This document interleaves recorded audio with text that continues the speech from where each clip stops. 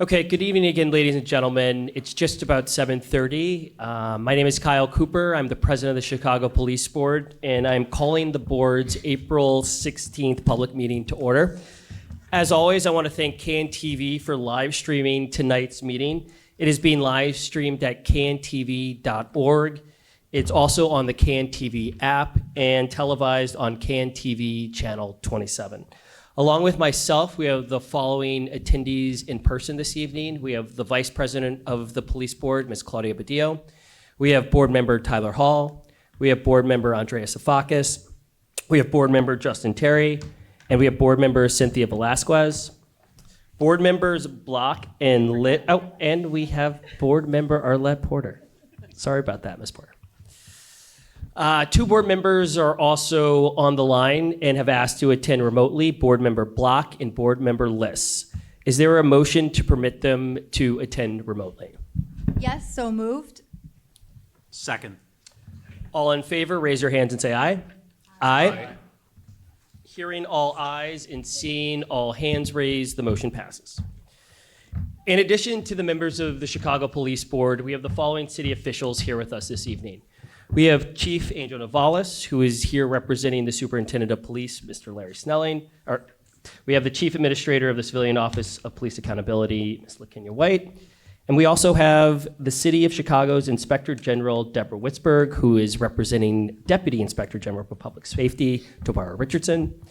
We have the Chief of the Chicago Police Department's Bureau of Internal Affairs, Chief Timothy Moore. We have the General Counsel to Superintendent Snelling, Mr. Scott Spears. And as always, we have the Police Board's Executive Director, Mr. Max Caproni. We will now proceed to the items on the meeting agenda. Minutes. Is there a motion to approve the drafts of the minutes of the board's public and closed meeting held on March 19th, 2026? Yes, so moved. Second. All in favor, raise your hands and say aye. Aye. Hearing all ayes and seeing all hands raised, the motion passes. The next public meeting of the Chicago Police Board will take place on May 21st, 2016 at 7:30 p.m. And that meeting will take place where all of the Chicago Police Board's meetings take place, which is at the Chicago Public Safety Headquarters on Michigan Avenue. Closed meetings.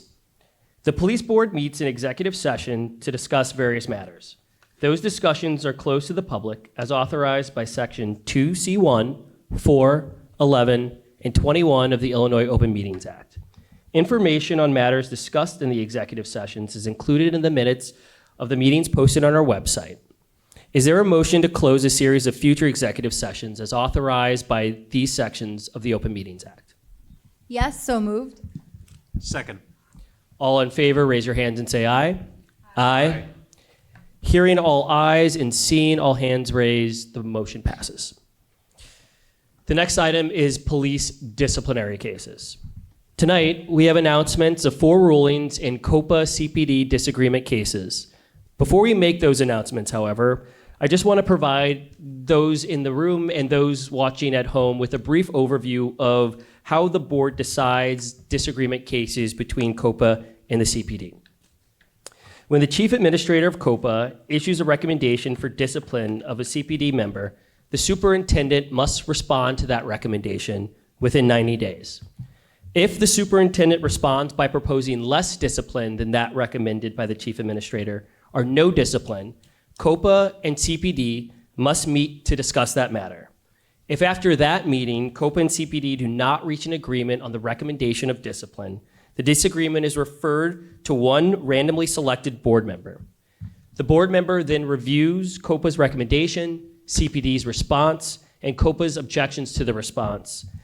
In addition, the board member may request additional material that he or she may need in order to make a decision to break that disagreement, such as requesting body-worn camera footage, transcripts of COPA interviews with the witness and or the accused officer. The board member who conducts the review will then rule on whether the superintendent met the burden of overcoming the chief administrator's recommendation for discipline. Tonight, board members Liss, Badillo, Hall, and Porter have announcements with respect to their disagreement cases. And at this time, I'd like to call on board member Liss to read her announcement. RR09. Chief Administrator recommended that Police Officer Enrique Delgado Fernandez be suspended without pay for up to 30 days for making sexually harassing comments to a woman following a traffic stop and for failing to have his body-worn camera activated during the entire event. The superintendent did not agree with the Chief Administrator's recommendation in that he proposed a finding of not sustained for the allegation of sexual harassment and proposed a one-day suspension for the body-worn camera violation. After thoroughly reviewing this matter, it is my opinion that the superintendent met the burden of overcoming the Chief Administrator's recommendation. Based on the record before me, there is insufficient evidence to prove the allegation of sexual harassment. The superintendent's proposed discipline shall therefore be implemented. Thank you, Board Member Liss. I'd now like to call on Board Member and Vice President Padillo to read her. Thank you, Kyle. In request for review number 26 RR10, the Chief Administrator recommended that Police Officer Kiana Dapkus be suspended without pay for 15 to 30 days for the following conduct. Number 1, being physically abusive towards her 17-year-old daughter while on duty. Number 2, failing to timely activate her body-worn camera during a prior incident. And number 3, threatening her daughter over the phone prior to the physical altercation. The superintendent did not agree with the Chief Administrator's recommendation in that he proposed findings of not sustained for the allegations of physical abuse and proposed discipline of a reprimand for the other 2 allegations.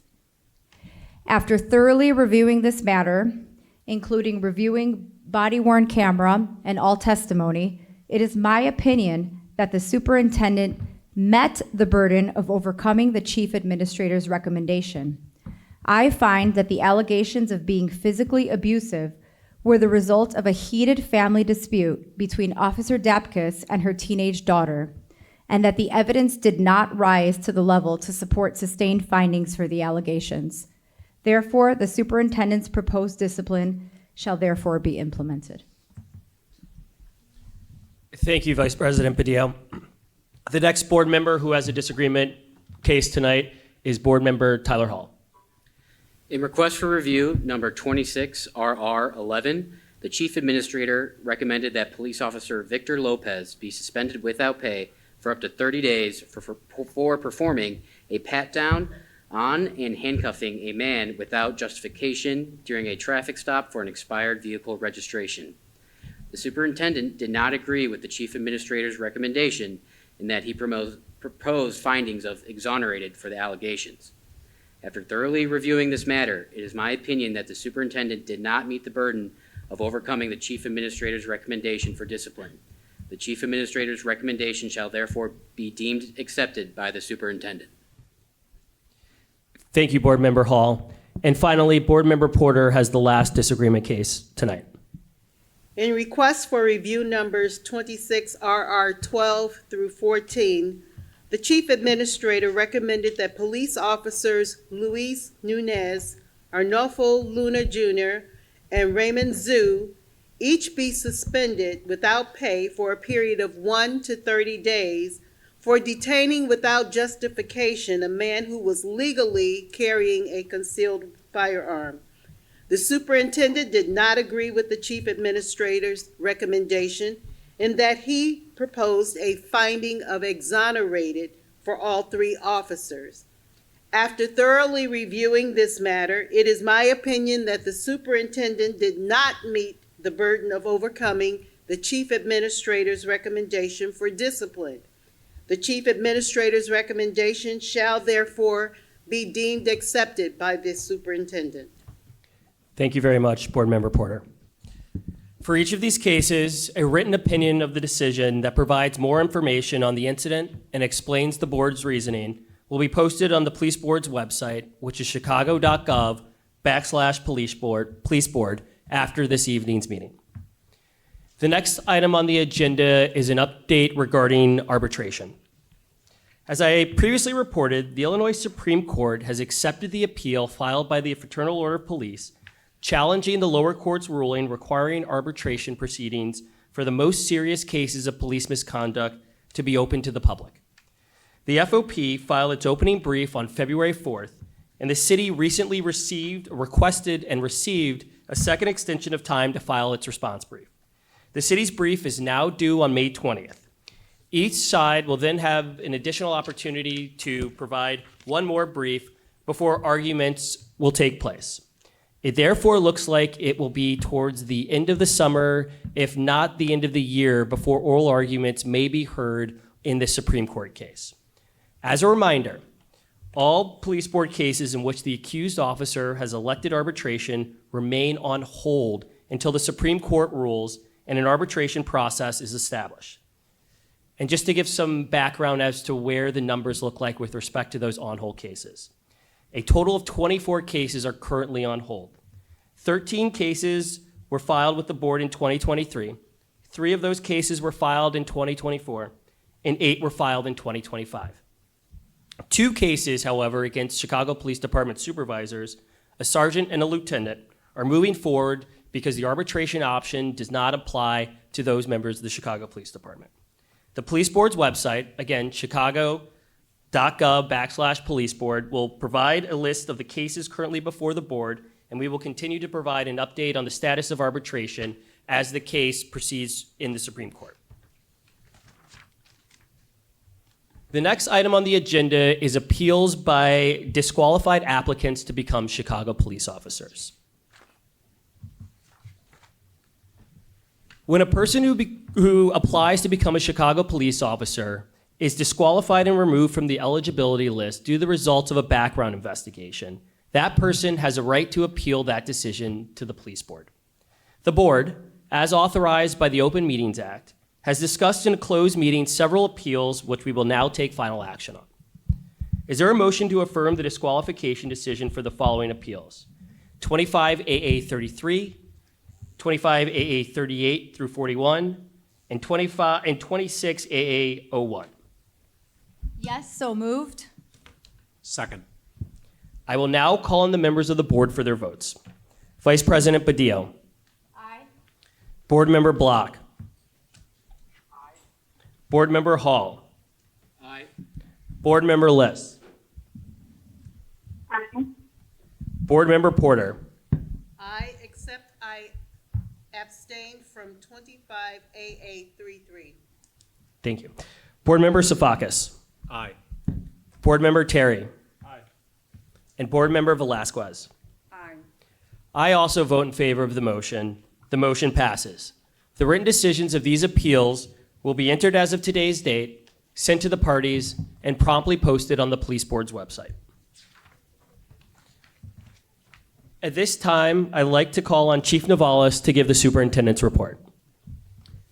Thank you, President. Thank you, Board. Also, I want to thank everybody who braved the ever-changing Chicago weather to come out here tonight and voice their concerns. As always, it is an honor and a privilege to be here on behalf of Superintendent Snelling, and any of the issues that are brought here today, we'll make sure that we discuss with the superintendent as soon as possible. So I want to begin by acknowledging fallen firefighter Michael Altman. We grieve alongside the Chicago Police Department, the Chicago Fire Department family, and ask that the public continue to pray for the Altman family, including his wife Nora, his young son, and his newborn daughter. This past weekend, we hosted a community training observation days that gave community members the opportunity to experience a day in the life of a recruit. Some of the members that normally attend here were present there as well.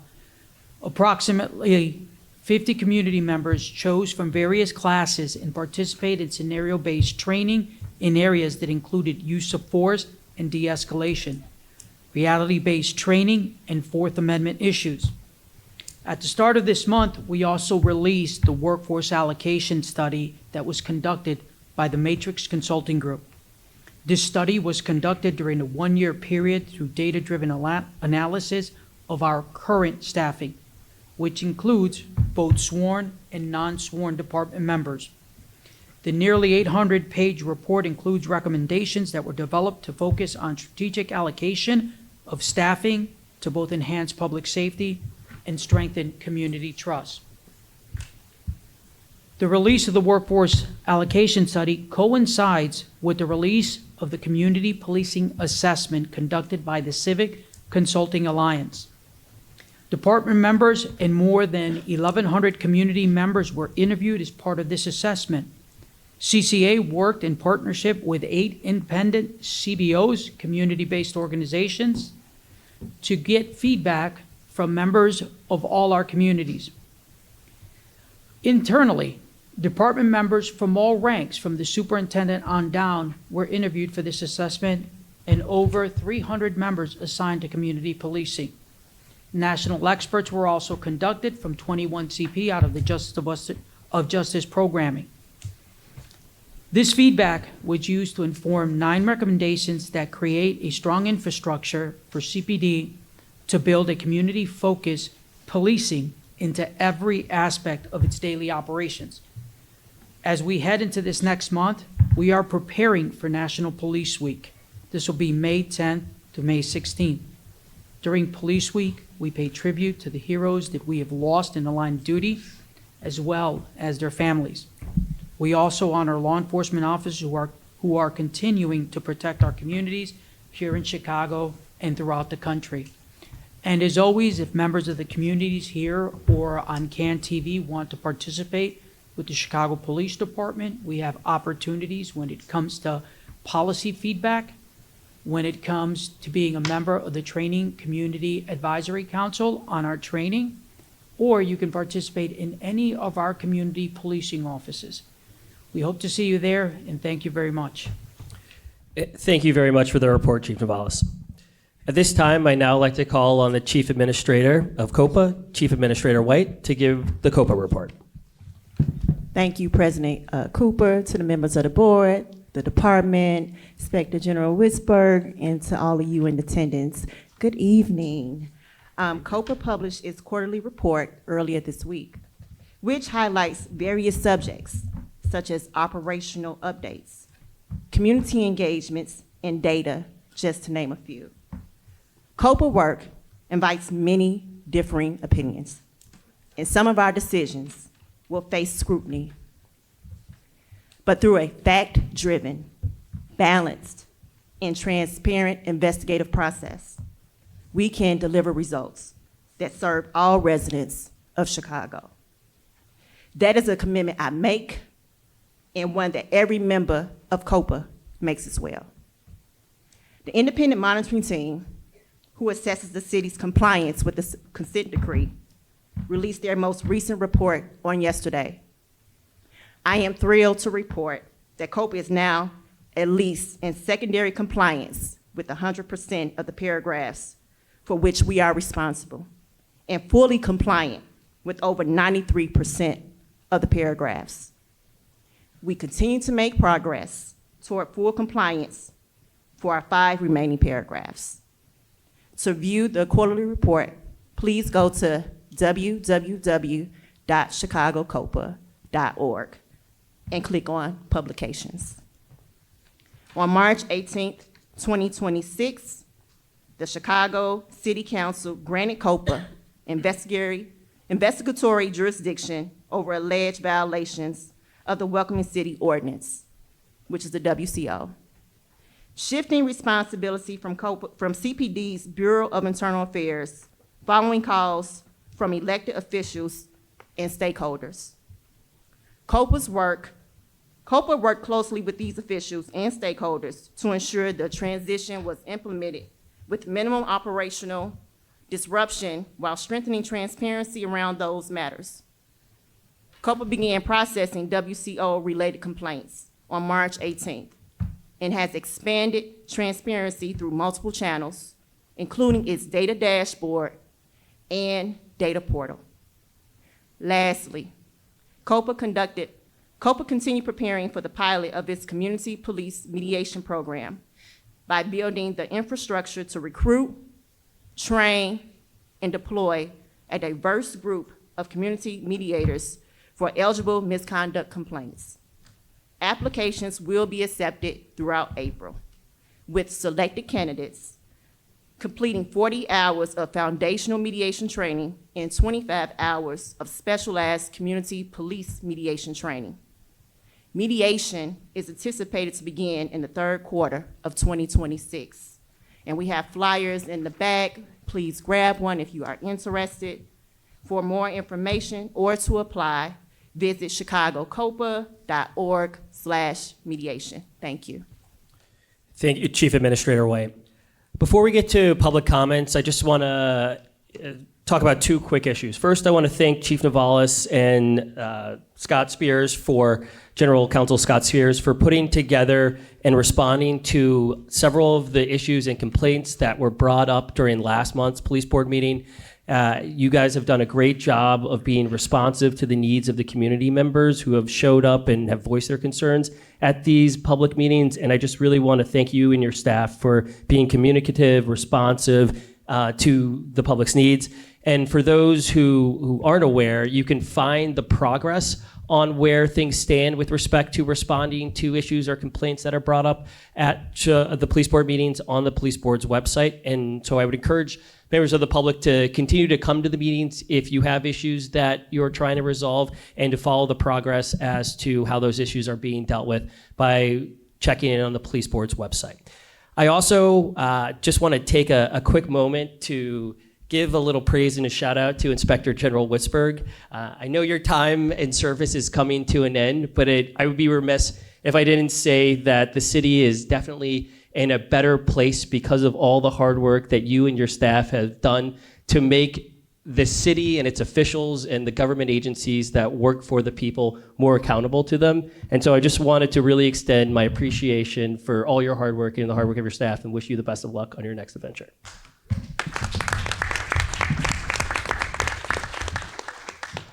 And with that, I now would like to call on the members of the public who have signed up to speak to come make their comments.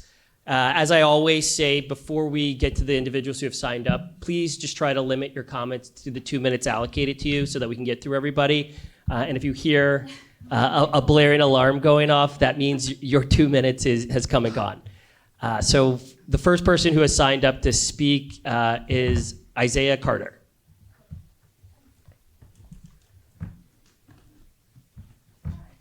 Hello. Can I remove this? Sure.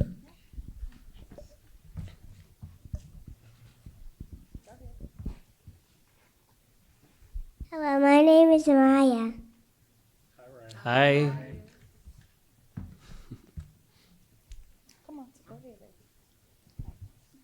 I was arrested. The cease was hard. The cease was told, and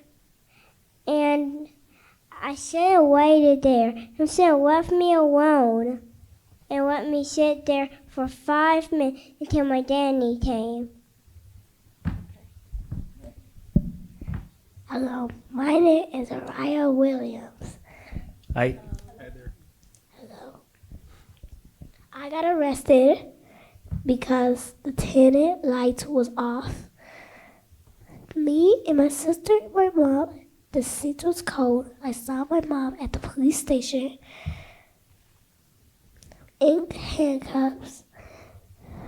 What? I was sitting down. They should have left me alone. They should have ever took my mom to the police station, put her in jail for no reason. Thank you so much. So recently, I was arrested under the tenant-landlord lockout laws, and that was because my tenant reported to the police that I intentionally cut off his power, but it was a breaker failure. He gave me no notice, and because we had prior disagreements, he felt that calling his police friend who was off duty and the Chicago police instead of giving me any notice to resolve his complaints. So I was arrested for tenant-landlord lockout as well as reckless behavior. When I continued to ask for multiple people to come to the scene, when I asked for just a grace period of 5 minutes so that my children can wait for my mother, the police would not allow me any time to resolve the issue naturally. I'm a Chicago landlord, not under the RTLO, which means that I should have the opportunity to resolve things in a civil manner. And so I actually ran from the police because it made no sense, and I was terrified to think that you were about to take my children and arrest me for a breaker failure in a 100-year-old building. I am a military veteran. I am a military police officer. I was employed with the Department of Corrections for Stateville Police. I have led an honorable life with no intentions of ever being on the opposite side of the bars. And this has hurt me so much more than my reputation, more than PTSD, more than being uncomfortable at home.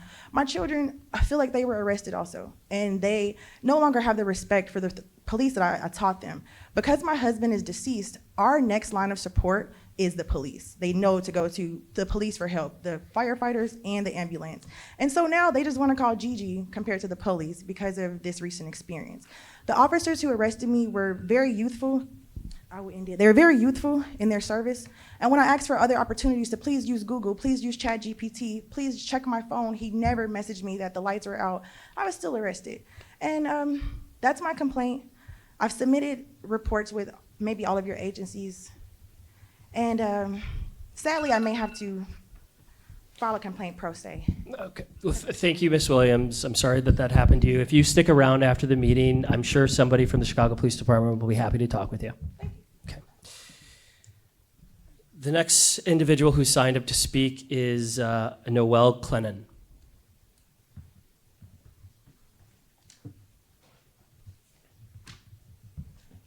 Good evening. Today, prosecutors in Minneapolis charged ICE agent Gregory Donald Morgan Jr. with assault for pointing a gun at two people in a car on the highway in February. Meanwhile, here in Chicago, Border Patrol agent Charles Exum shot Marimar Martinez 5 times and then brought false criminal charges against her in October. And our law enforcement and local prosecutors appear to have done nothing in the more than 6 months since Marimar was shot. I want to be clear, a US citizen and Chicago resident was shot by her own government in our city, and our police department has not investigated. Why not? The CPD can interview Ms. Martinez, they can interview Anthony Ruiz. They can review all the evidence that was released by the FBI when the federal prosecution was dismissed with prejudice. It is literally the CPD's job to investigate violations of Illinois law, even when the perpetrator is a federal agent and even when he is not willing to cooperate. If the CPD continues to give preferential treatment to ICE and CBP, it will only embolden federal agents to continue to target and assault more Chicago residents. I'm asking CPD to please immediately open an investigation into Charles Exum. In conclusion, I just want to say that I'm grateful to the police board for this opportunity to provide comments. There are not a lot of forums that give us an opportunity to provide honest and critical feedback to CPD. And so I will keep showing up here until the CPD does its job to protect me and my fellow Chicagoans. Thank you. Thank you, Ms. Glennon. The next individual who signed up to speak is Joanna Raymond.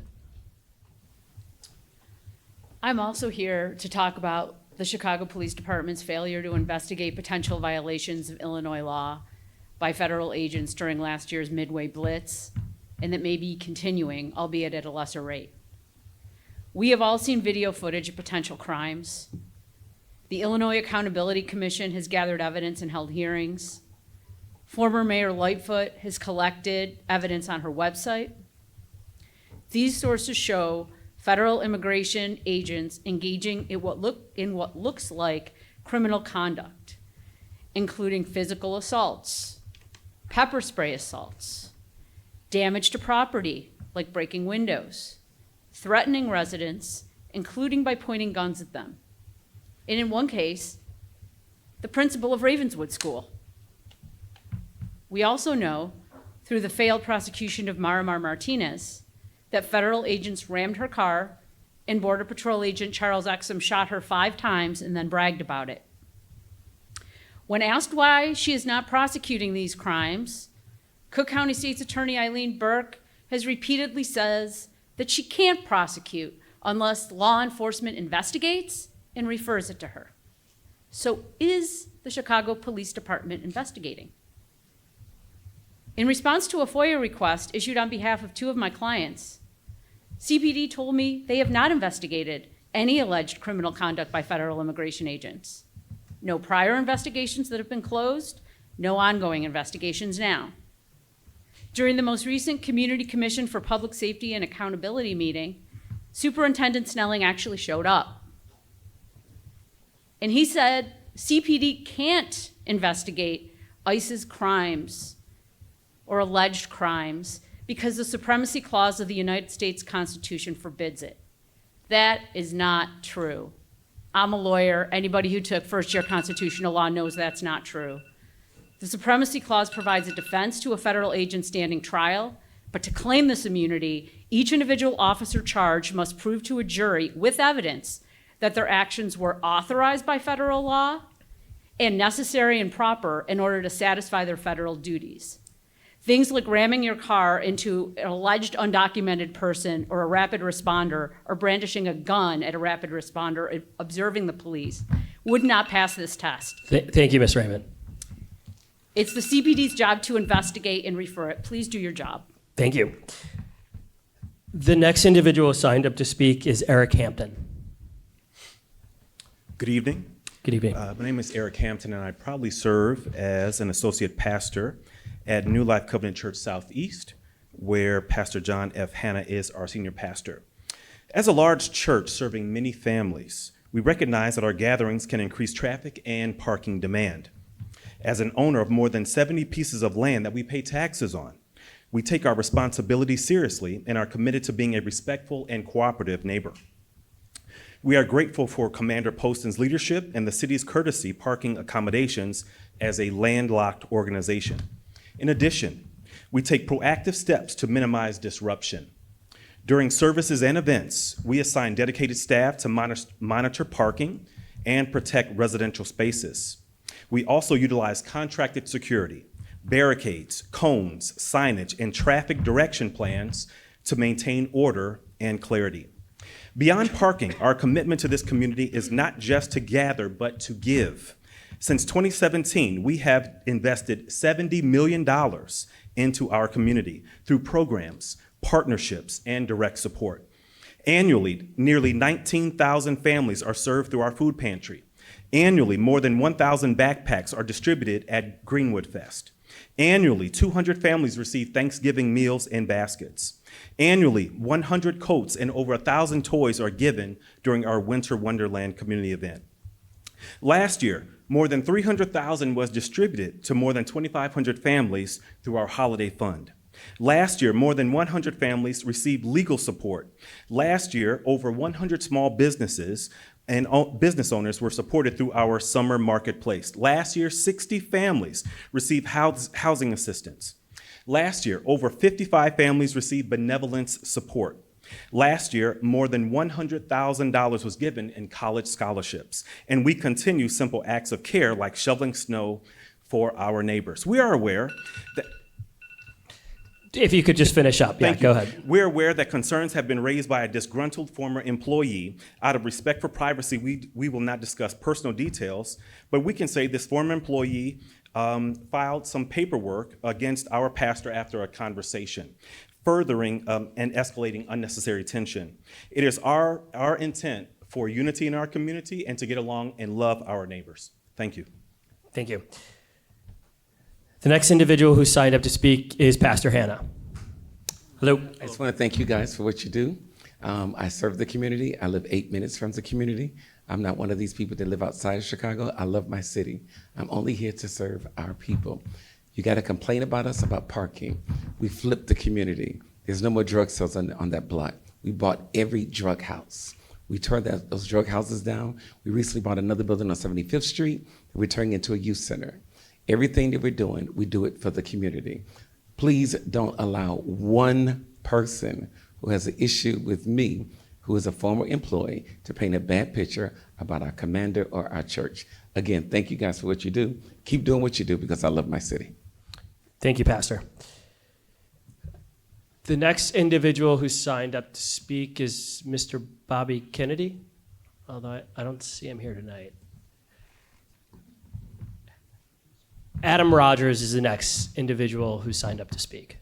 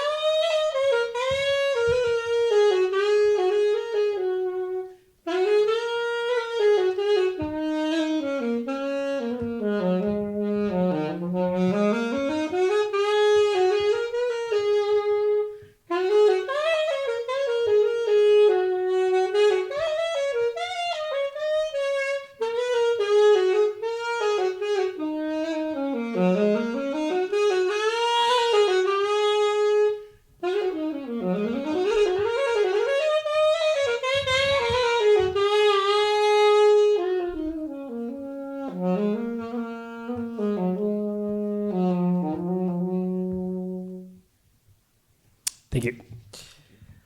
And finally, the last individual who signed up to speak is Pastor Doyle. For the record, DOYLE, this land is your land. RY as United States Marine Corps veteran. The first 48 hours, Memphis. Think about what I just said. Last 48 hours. So 48 hours ago, again, I'm a Hawkeye. Our ministry moves families away from the violence here in Chicago to different parts of Iowa. I read a story online, Sun-Times, about a murder or two and thought, wow, the Deer family has been through a lot. Perspective, yesterday, learning the truth, Black, male, mental health. Something to think about when we ignore the signs. Black, male, mental health. So yesterday, if we missed that sign, hard to miss the big glaring commercial about at 63rd and Stony Island. Again, we were all, well, some of us, most of us, because I was 16 once. And imagine what that 16-year-old sophomore female will think about the rest of her life. So, in closing, you know I don't talk in code. I'm a straight shooter. As a Marine Corps veteran, excuse me, who has been addressing Black male mental health for a while. If I don't care about ending a life at 63rd and Stony Island, then I definitely won't care what happens 2 blocks to the north. Think about it. See you next month. Thank you, Pastor. At this time, all members of the public who have signed up to speak have spoken, and I want to thank everybody for their comments and for coming to these public meetings. At this time, is there a motion to adjourn the Police Board's April 2026 meeting? Yes, so moved. Second. All in favor, raise your hand and say aye. Aye. The motion passes. The meeting is adjourned. Thank you.